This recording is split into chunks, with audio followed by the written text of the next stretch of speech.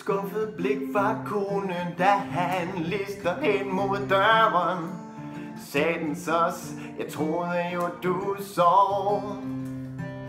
Når jeg liggede her og ventede på, om du virkelig ville gøre det, trods alle dine løfter om at du var færdig med det show. Kom ikke med al din moral og få mig til at være den skyldige. Jeg er hjemme før I vågner, vil jeg tro. For jeg er syltet ind i kvinder og børn, nu kan det være ligegyldigt. Denne nat er min, så gå nu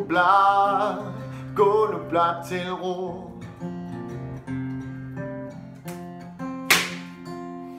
For måske er det en nat, at jeg skal tale med min Gud, for at prøve at forstå, hvad der bragte mig herud. Jeg vil så gerne hjælpes ud af dette onde spil, men indtil da kan jeg vel lige så godt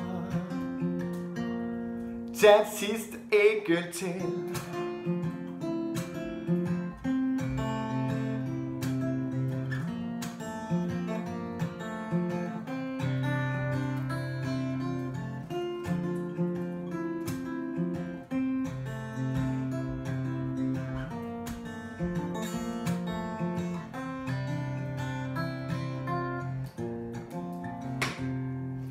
I mellemtiden er børnene vågnet og står nu der i døren.